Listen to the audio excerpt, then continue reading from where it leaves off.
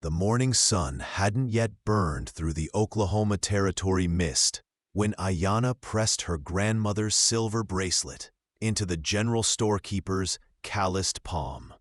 Her fingers trembled as she released the last piece of her mother's memory, the engraved Cherokee syllabary catching the lamplight one final time. "Please," she whispered, her voice hoarse from 3 days without water. "Just bread. Anything." The keeper's eyes shifted to the bracelet, then to her torn dress and bruised cheekbone, the parting gift from the white missionary who'd promised salvation but delivered only shame. His mouth twisted into something between pity and calculation. "Silver's worth more than bread, girl. But folks around here don't take kindly to Indian jewelry. Best I can do is, she's not selling anything." The voice came from the doorway, deep and uncompromising as bedrock. Ayanna turned to find a man filling the frame, his shadow stretching across the worn floorboards like a declaration. He stood well over 6 feet, broad-shouldered beneath a dust-covered work shirt, with eyes the color of storm clouds over the prairie. A white scar cut through his left eyebrow, giving him a permanently skeptical expression that somehow softened when he looked at her. "John Bridger," the keeper stammered. "Didn't hear you come in." Clearly, John's boots struck the floor with measured purpose as he approached. He didn't reach for the bracelet. Instead, he looked directly at Ayanna, and she felt the full weight of his attention. Not the leering assessment she'd grown to expect from white men, but something that saw past her torn dress to the woman beneath. "You're the horse whisperer everyone's been talking about. The one who broke Samuel Thompson's roan in 2 hours without a whip." Ayanna's spine straightened, despite her exhaustion. "I don't break horses, I listen to them." "Good." The corner of his mouth lifted, not quite a smile, but close. "Because I've got 20 Mustangs that need someone who'll do more than break their spirits." He turned to the keeper. "Put whatever she needs on my account, and give her back her bracelet." "Now, John, wasn't a request, Millard." The keeper's hand shot open like he'd been burned. Ayanna snatched the bracelet back, her heart hammering against her ribs. She wanted to refuse this stranger's charity, to maintain the pride that had sustained her through the missionary school, through the beatings, through the long walk back to land that no longer wanted her people. But her stomach cramped with hunger, and his eyes held no expectation of gratitude, only a practical assessment of a problem requiring solution. "I can work," she said, meeting his gaze. "I won't take charity." Didn't offer charity, offered a job. He gestured to the shelves. "Get what you need. Wages start today. My ranch is 5 miles west, the Broken Creek spread. Can you ride?" "Better than most white men." This time he did smile, and it transformed his severe face into something almost boyish. "Then you'll fit right in. Most of my hands can barely stay in the saddle."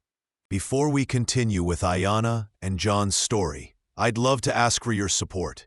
If you're enjoying this tale, please take a moment to subscribe to the channel and hit that like button. It really helps us bring you more quality content like this, and it means the world to know you're out there listening. Thank you. 2 hours later, Ayanna sat astride a borrowed mare, her stomach finally quiet after fresh bread and cheese, following John Bridger through rolling grassland that stretched toward distant red hills. He rode like a man born to the saddle, relaxed but alert, his body moving with the horse's rhythm rather than against it. She noticed the way his hand occasionally dropped to his rifle scabbard, an unconscious gesture that spoke of hard lessons learned. "You got a last name?" "Will I be on your side?" he asked, without turning around. "Six Killer. It's Cherokee. Know what it means? Warrior who defeated 6 enemies in one night." She watched his shoulders for tension, for the inevitable discomfort white men showed when reminded that her people had been fighters before they'd been forcibly civilized. Built it 6 years ago with my brother. He died last winter, pneumonia, so now it's just me and 4 hands who are better at drinking than ranching. The loss in his voice was carefully controlled, packed away like a wound wrapped too tight. Ayanna recognized it, the same compression of grief she carried for her own dead. Her grandmother, who'd survived a trail of tears only to die in a reservation tent.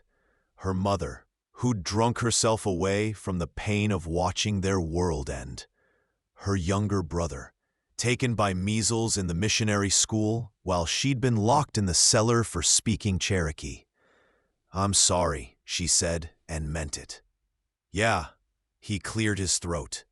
"Well, the horses don't care about sorry. They care about consistency and patience. You got those? More than most."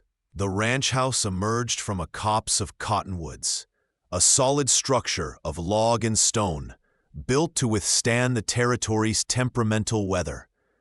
Corrals spread out behind it, and in the largest pen, 20 Mustangs wheeled and snorted, their coats gleaming in the afternoon sun.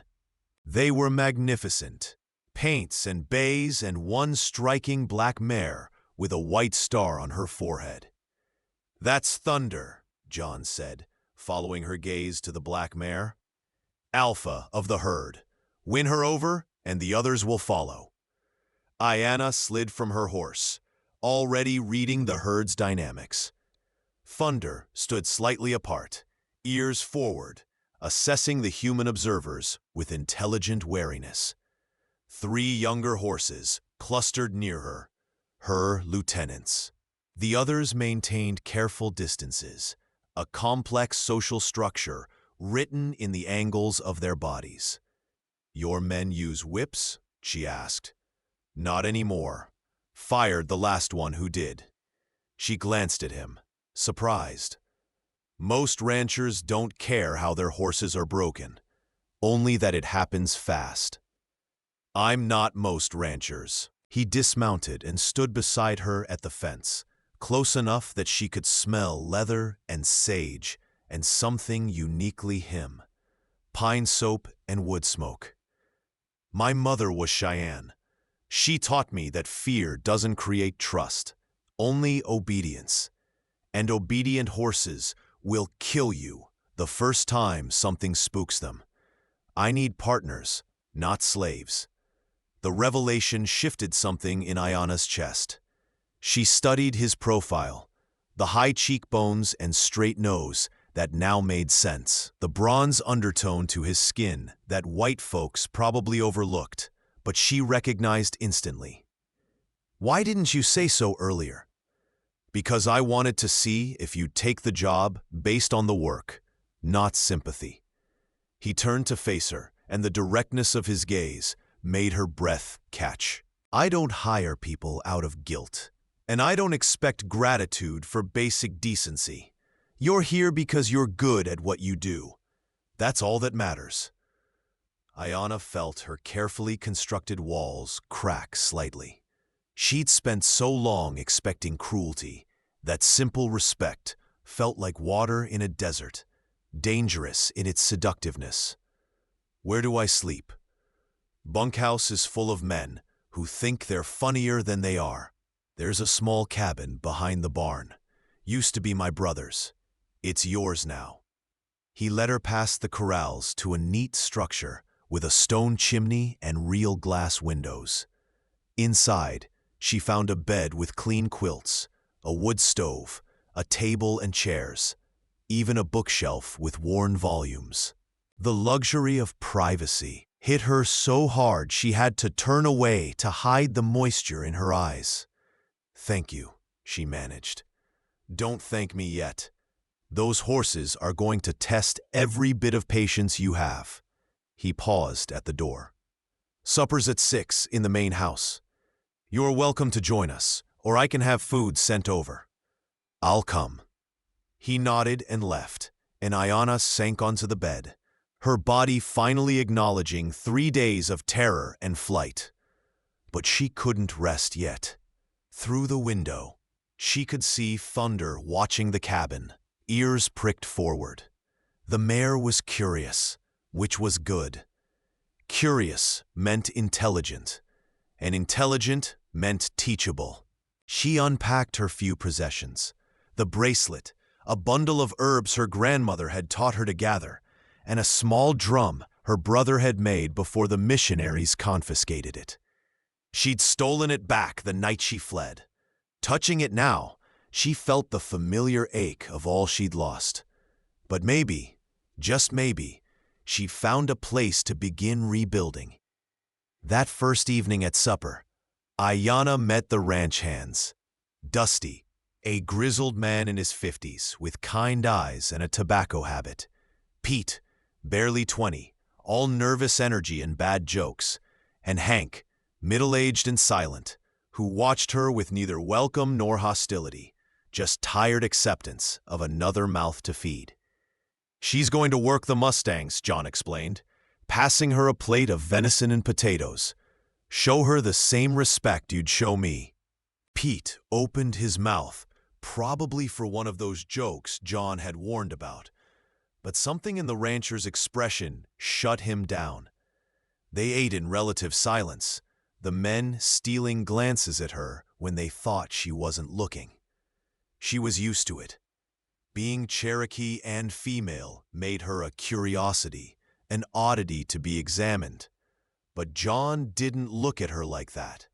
He passed her the salt without being asked, refilled her coffee cup, and when Hank started to say something about Indian ways, John cut him off with a single glance. After supper, she walked to the corrals. The Mustangs had settled for the night, most lying down, but Thunder remained standing, watching. Ayana climbed onto the fence rail and sat there, not moving, just breathing. She began to hum softly, a Cherokee lullaby her grandmother had sung, the melody rising and falling like wind through grass. Thunder's ears swiveled toward the sound. Ayana kept humming, patient as stone. Minutes stretched into an hour. The stars emerged, impossibly bright, in the clear prairie sky. And then, slowly, Thunder walked forward. Not all the way to the fence, but closer. Close enough. That's a Cherokee song. She didn't startle, having heard John's quiet approach. He leaned against the fence beside her, his shoulder nearly touching hers. "My grandmother's song," she confirmed, "for calming frightened children. Does it work on frightened horses? Everything's frightened of something, even Thunder." He was quiet for a moment, watching the mare watch them. "What are you frightened of, Ayana Sixkiller?" The question was too intimate, too soon, but the darkness made honesty easier. "That I'll never belong anywhere. That I'm too Cherokee for the white world, and too changed by it for my own people." "Yeah," he said softly. "I know that particular hell." She looked at him then, really looked, and saw the same displacement she felt. The weight of living between worlds that wanted you to choose one and despise the other. "How do you manage it?" she asked. "Build something new. Something that doesn't require choosing." He gestured to the ranch, the land, the stars. "Out here, all that matters is whether you can do the work and keep your word. Thunder doesn't care if I'm half Cheyenne or all white. She cares if I'm trustworthy. And are you?" He turned to face her fully, and even in the starlight, she could see the intensity in his eyes. "Always, sometimes to my own detriment." The air between them felt charged, heavy with words unspoken. Ayana's heart beat faster, her body responding to his proximity in ways she'd thought the missionary had beaten out of her. But this felt different. Not the sick dread of forced intimacy, but something warm and terrifying in its potential. "I should sleep," she said, though she didn't move. "Probably," he agreed, not moving either. Finally, she slid from the fence, her arm brushing his as she descended. The contact sent electricity through her skin, and she saw his jaw tighten in response. "Good night, John Bridger." "Good night, Ayanna Sixkiller." She walked to her cabin on unsteady legs, feeling his gaze on her back the entire way. When she turned at the door, he was still there, a dark silhouette against the starlight, and she knew with absolute certainty that he was as drawn to her as she was to him. It was exhilarating and terrifying in equal measure. The next morning, Ayanna began her work with Thunder. She entered the corral with no rope, no whip, nothing but patience and presence. The other horses scattered to the far side, but Thunder held her ground, snorting a warning. Ayanna stood 10 feet away and waited. She didn't approach, didn't demand, just stood there, breathing, letting the mare see that she posed no threat. Minutes passed, an hour. The sun climbed higher. From the barn, she could feel John watching, but he didn't interfere. The other hands had chores elsewhere, giving her space to work her strange magic. Finally, Thunder took a step forward, then another. She stretched her neck out, nostrils flaring as she scented this odd human who didn't chase or corner or demand. Ayanna remained motionless, barely breathing. Thunder's nose touched her outstretched hand. The contact lasted only a second before the mare wheeled away. But it was enough. First touch, first trust, the foundation of everything that would follow. That was incredible. John had come to the fence, his forearms resting on the top rail. Pride shone in his expression, and something else, a warmth that made Ayanna's pulse quicken. "It's just the beginning," she said, trying to sound professional, despite the flush creeping up her neck. Still, most men would have tried to rope her by now. Most men don't listen. She climbed out of the corral, suddenly aware of how close they were standing, how his eyes traveled over her face like he was memorizing every detail. "No," he said quietly, "they don't." The days fell into a rhythm. Ayanna worked with Thunder each morning, gradually building trust until the mare allowed touch, then a blanket, the weight of a saddle. The other horses watched and learned. Seeing that cooperation brought rewards, grain, gentle hands, freedom from fear. In the afternoons, she helped with other ranch work. John taught her to mend fences, to read the sky for coming weather, to shoot his rifle with accuracy. His hands would adjust her stance, his body close enough that she could feel his heat, and every casual touch felt like a brand. "Go slow," she'd said once, when he was teaching her to load ammunition, his fingers guiding hers. "I don't want to make a mistake." He'd gone very still, his breath warm against her ear. "Take all the time you need. I'm not going anywhere."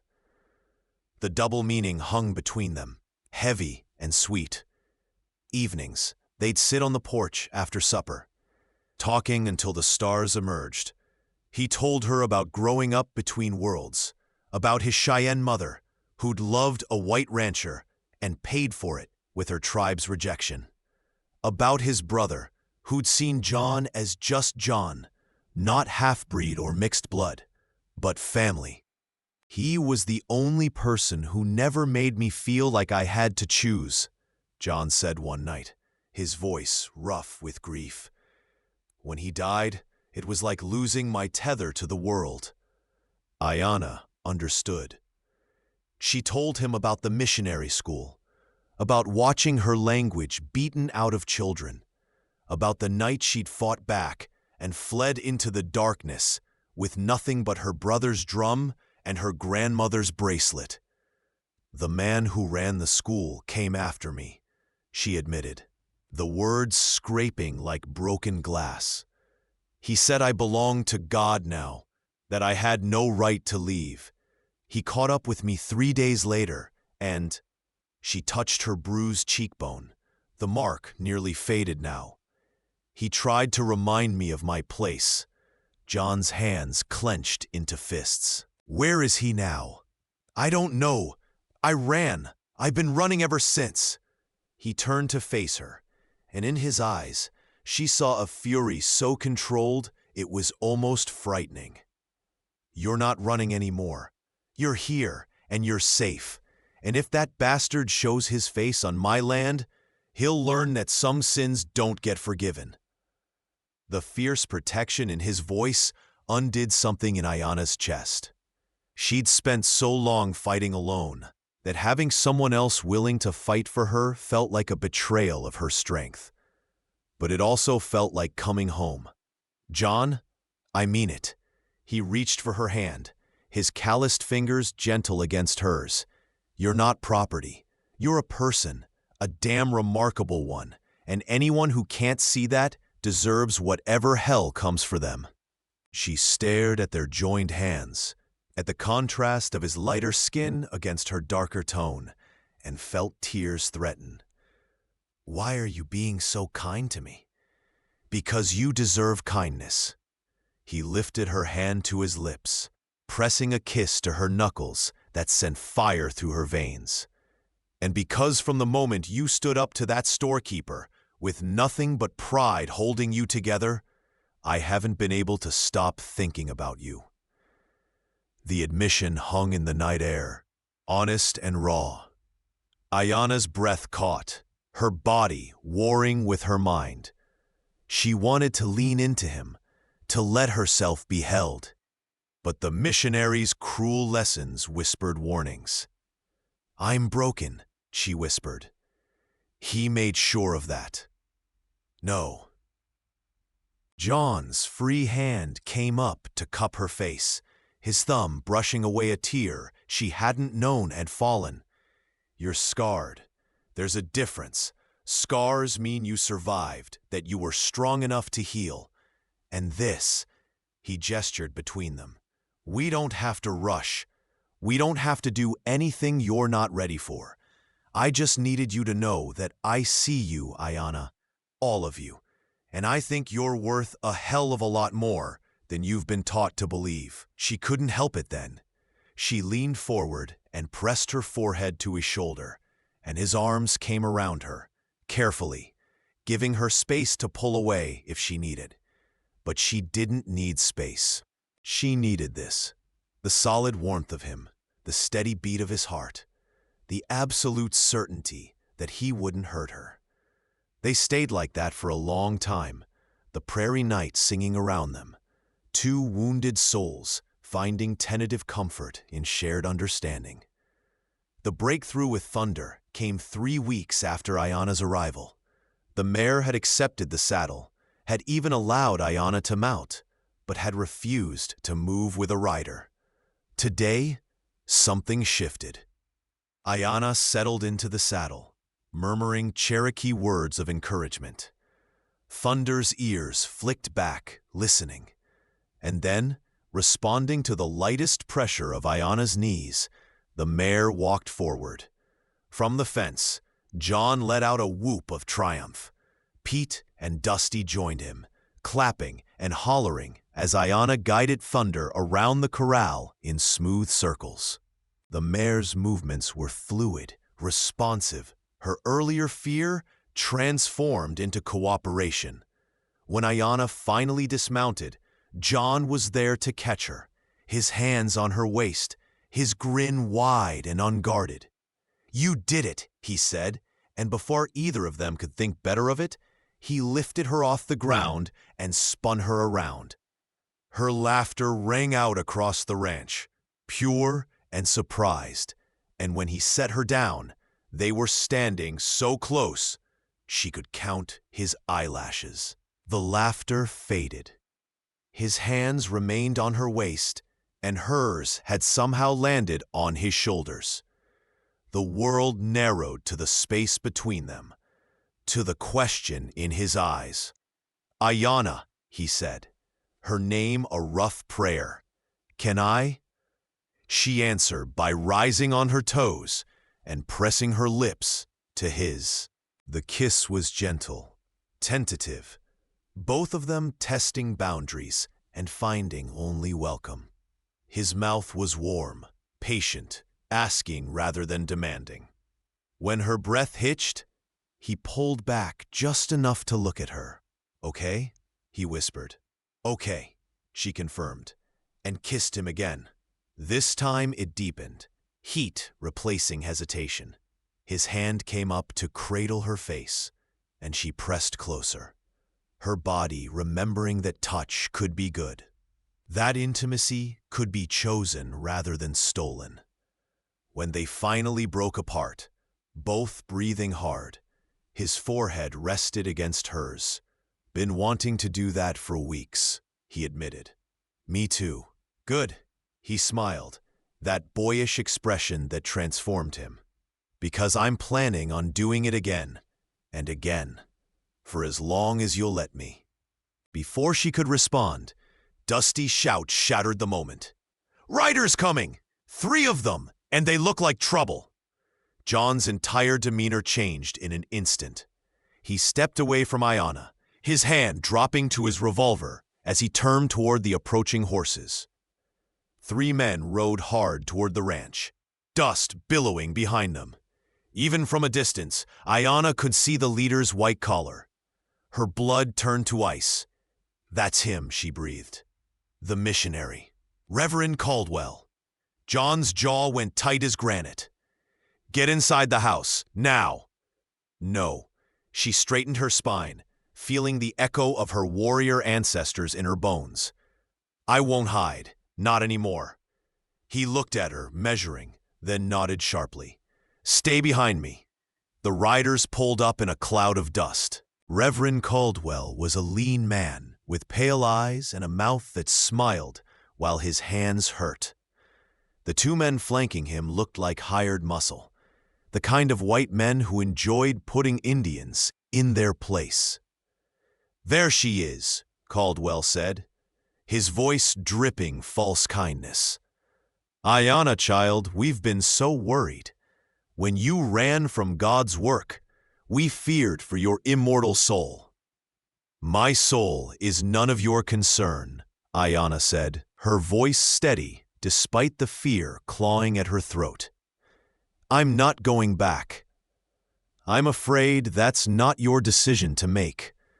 As your spiritual guardian—" "You're not her anything," John interrupted, his tone conversational but laced with danger. "You're trespassing on my land, and I suggest you turn around and leave." Caldwell's false smile never wavered. "And you are?" "The man who put a bullet through you if you don't get moving." One of the hired men's hand twitched toward his gun. Dusty, Pete, and Hank had appeared from various corners of the ranch, all armed, all watching with hard eyes.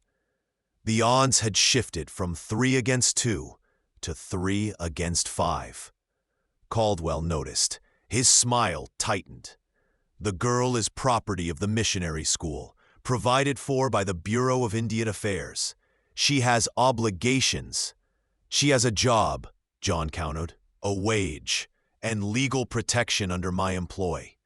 Unless you have a warrant signed by a federal marshal, you have no claim on her. The law in these territories—" "I know the law." John took a step forward, and something in his controlled fury made Caldwell's horse sidestep nervously. "I also know that assaulting a woman is a crime regardless of her race, and I know you put your hands on her without consent. So here's what's going to happen. You're going to ride away from my ranch, and you're going to forget Ayanna Sixkiller exists. Because if I see you again, if I hear you've come within 10 miles of her, I'll make sure every federal authority from here to Washington knows what kind of missionary work you've been doing." Caldwell's face flushed red. "You're defending a savage." The crack of John's fist against the missionary's jaw echoed across the ranch yard. Caldwell toppled from his saddle, landing hard in the dust. His hired men went for their guns, but found themselves staring down the barrels of 5 rifles. "Next person who moves gets shot," Dusty said calmly, as if discussing the weather. John stood over Caldwell, his hand throbbing, but his voice steady.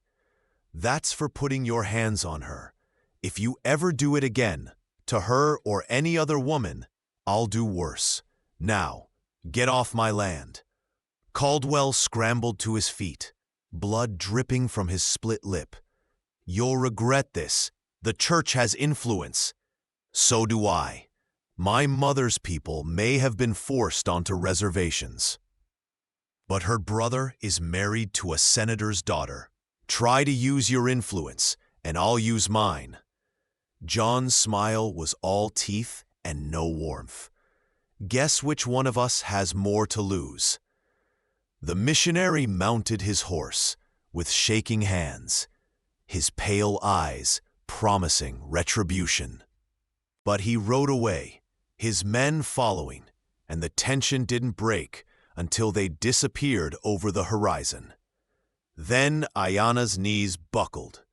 John caught her before she hit the ground, scooping her into his arms and carrying her toward the house. She tried to protest, but her body had finally acknowledged the terror she'd been suppressing for weeks. "I've got you," John murmured, his voice gentle again. "You're safe, I promise." He carried her to the main house, to his own bedroom, a space she'd never entered, and laid her carefully on the bed. She curled on her side, shaking, and he pulled a quilt over her before kneeling beside the bed. "Ayanna, look at me." She forced her eyes to his face. He reached out slowly, giving her time to refuse, and when she didn't pull away, he brushed her hair back from her face. "He's gone. He can't hurt you. And I meant what I said. I have connections, enough to make his life very difficult if he tries to come back. You're not alone in this fight anymore." "You hit him," she said, half shocked, half awed. "Yeah. Should probably apologize for the violence, but I'm not going to. He had it coming." He smiled ruefully. "My mother would have done the same thing. She didn't tolerate bullies." Ayanna's hand emerged from under the quilt to touch his bruised knuckles. "Thank you," she whispered. "Don't thank me for basic decency." He turned his hand to clasp hers. "But I need you to understand something. This ranch, this place, it's yours as much as mine now. Not because I'm letting you stay, but because you've made it yours. Thunder trusts you. The other horses are learning from you. Hell, even Hank's starting to smile when you're around, and I didn't think that was possible." She laughed shakily. "I thought he hated me." "Hank hates everyone until they prove themselves. You proved yourself in 3 weeks." He stood, still holding her hand. "Rest now. I'll have Pete bring food later. And Ayanna, tonight I'm sleeping in my brother's cabin. You take this room. It's got a lock on the door, and it's closer to the bunkhouse if you need help." "Where will you sleep?" "The cabin's fine for me." She understood what he wasn't saying, that he was giving her the safest space, the most protected position, that he was putting her comfort before his own. "John," she called as he reached the door, "what you said to Caldwell, about me being worth protecting, did you mean it?" He turned back, and the look in his eyes made her breath catch. "Every word. You're not just worth protecting, Ayanna. You're worth loving, and I'm starting to think I might be falling into that particular hell myself." He left before she could respond, closing the door gently behind him. Ayana lay in his bed, surrounded by the scent of him, pine and sage, and something uniquely John, and let herself imagine what it might be like to be loved by a man like that. To be chosen, not claimed, cherished, not controlled. It was the most terrifying and wonderful thought she'd ever had. The weeks that followed were the happiest of Ayana's life.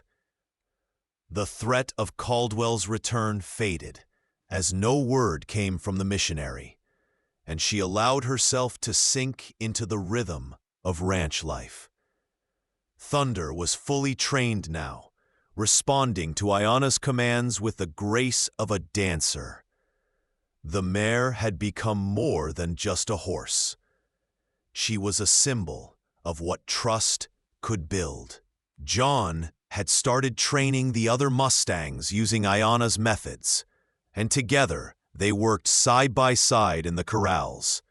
He was a quick study, patient and observant, and she loved watching him gentle a nervous gelding with the same care he'd shown her.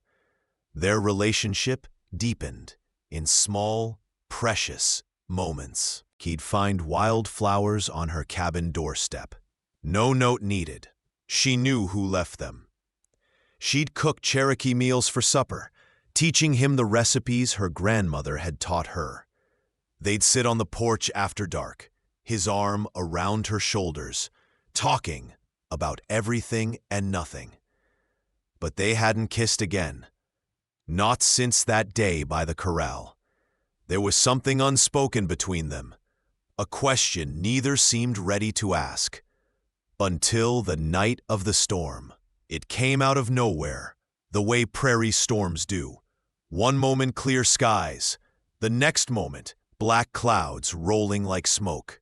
Thunder crashed so loud it shook the ground, and lightning split the sky in jagged white scars. Ayana was in her cabin when the worst of it hit. She wasn't afraid of storms. The Cherokee had taught her to respect nature's fury, not fear it. But when something heavy slammed against her door, she grabbed the rifle John had given her and approached cautiously. "Ayana, it's me." She flung the door open. John stood there, soaked to the bone, blood streaming from a cut on his forehead. "What happened?" "The barn roof gave way. Beam caught me." He swayed, and she grabbed his arm, pulling him inside. "Sit, now." He obeyed, sinking into a chair while she lit lamps and gathered her grandmother's herbs. The cut wasn't deep, but head wounds always bled dramatically. She cleaned it with practiced efficiency, her hands steady, even as her heart raced. "You should be more careful," she scolded, wrapping a clean bandage around his head. "Says the woman who faces down wild horses every day." "That's different." "How?" She met his eyes and found him watching her with an intensity that had nothing to do with the pain. "Because the horses need me. You." She stopped, unsure how to finish. "I need you too," he said quietly. The admission hung between them, made heavier by the storm raging outside. Ayana's hands trembled as she tied off the bandage. "John, I'm in love with you." The words tumbled out like he couldn't hold them back any longer. "I know it's too soon, and I know you've been hurt, and I swear I'll wait as long as you need. But I can't pretend anymore that what I feel is just respect or friendship. It's more. You're more." Ayana's breath caught. She looked at this man who'd given her safety, work, respect, and now this, the most terrifying gift of all. His heart, offered freely with no expectation of reciprocation. "I'm scared," she whispered. "Of me? Of this? Of wanting something so much that losing it would destroy me." He reached up slowly, giving her time to pull away, and cupped her face with both hands. "Then we'll be scared together, because I'm terrified too." I lost my brother, my mother, everyone I loved. The thought of losing you makes me want to lock you away somewhere safe where nothing can hurt you. But I won't do that, because you're not something to be kept. You're a person who deserves to be free. Even if that means I might leave, even then. His thumb brushed across her cheekbone, and she leaned into the touch like a flower turning towards sun. I'd rather have you for a day, a week, a year, whatever time you choose to give me, than not have you at all. Something broke inside Ayana's chest, the last wall she'd built around her heart crumbling. She leaned forward and kissed him, pouring everything she couldn't say into the press of her lips against his. He responded with a groan, pulling her closer. This wasn't the gentle kiss from before. This was hungry, desperate, two people who'd been holding back for too long, finally allowing themselves to want.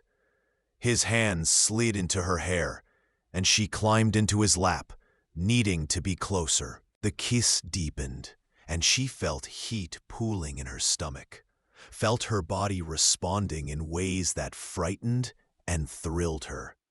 When they finally broke apart, both breathing hard, she pressed her forehead to his.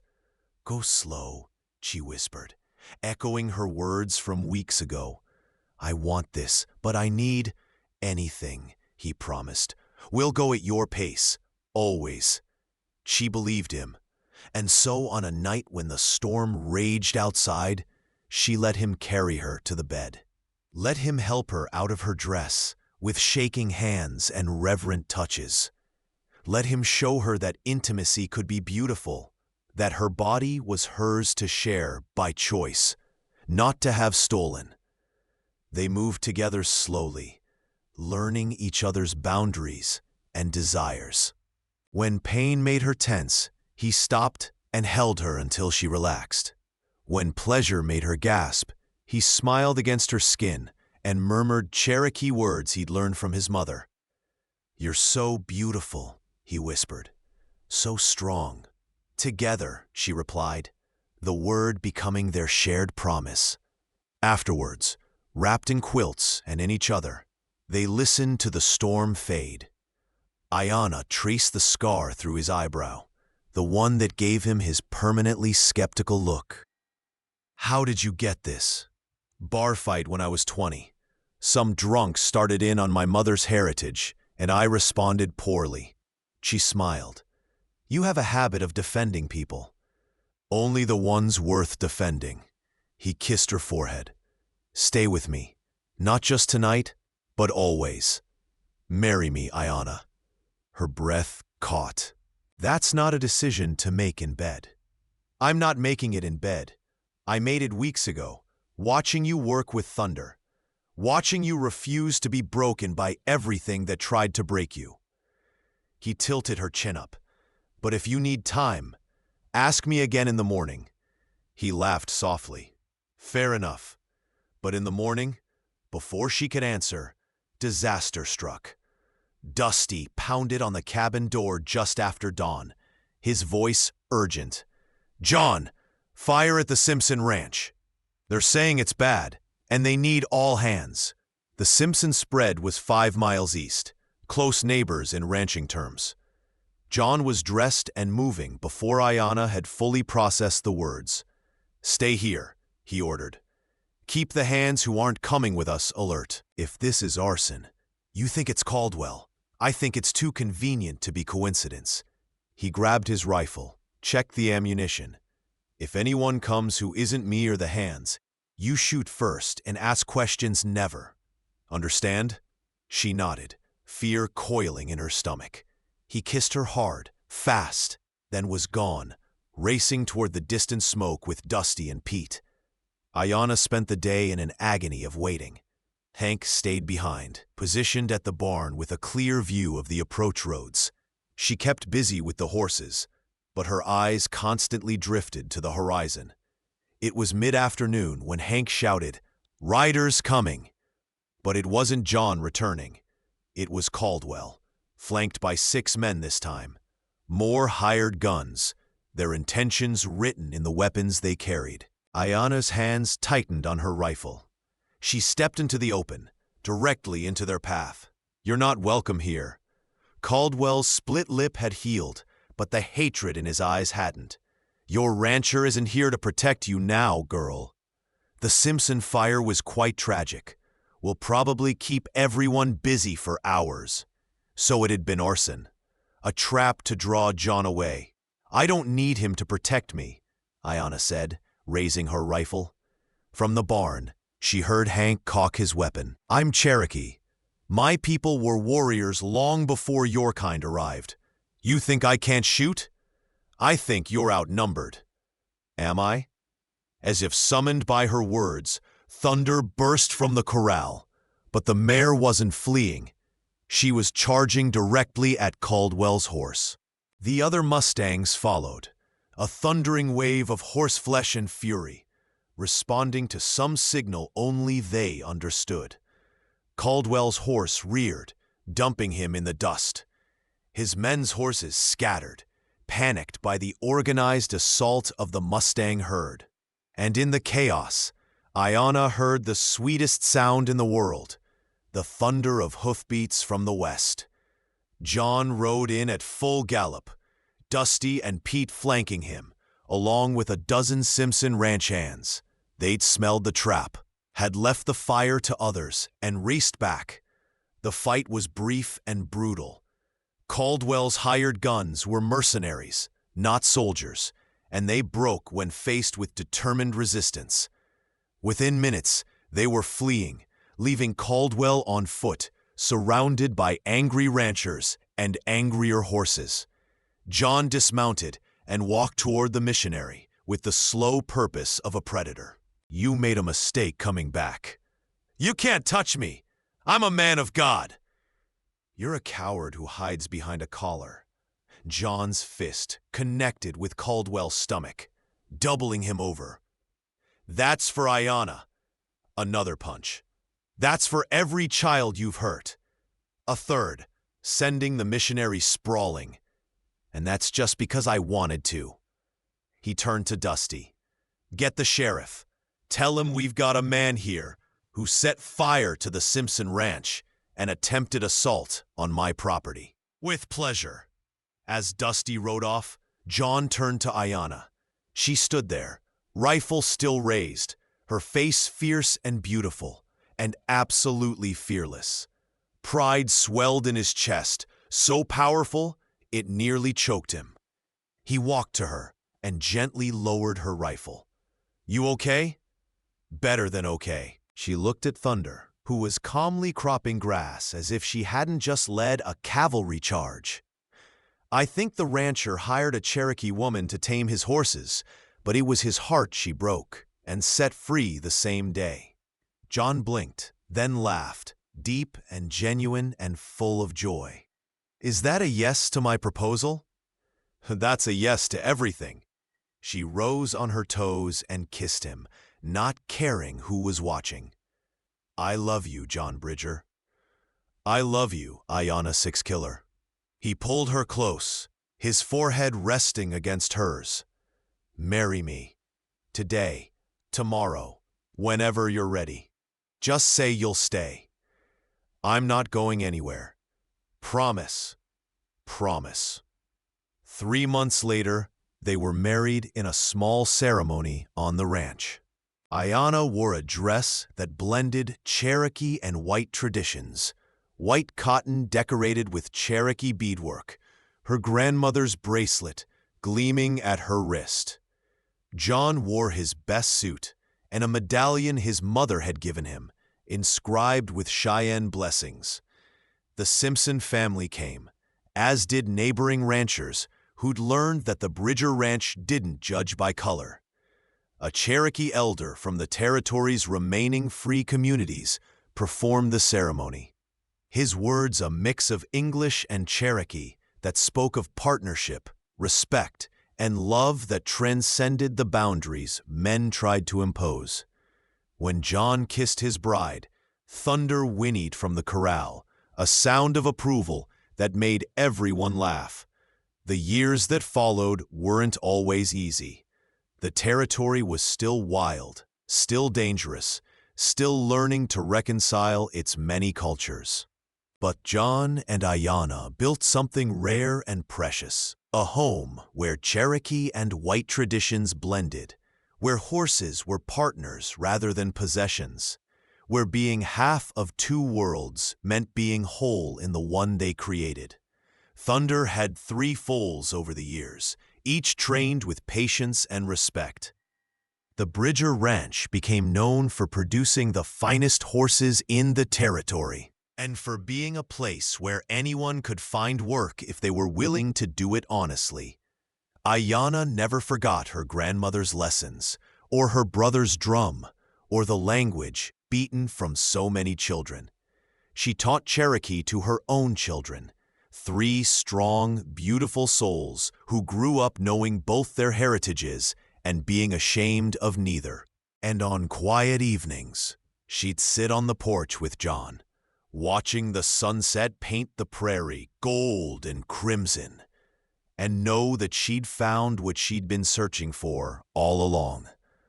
A place to belong, a man to love, and the freedom to be exactly who she was. Together, always together. Thank you so much for listening to this story. I'd love to know where you're enjoying this tale from. Are you listening at home, during your commute, or perhaps while working?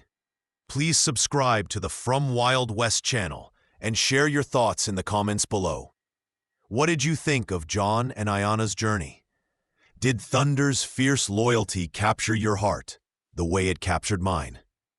Your feedback means the world to us, and it helps us bring you more stories of love, courage, and the wild frontier. Until next time, may you find your own thunder, that wild, beautiful thing that teaches you to trust again.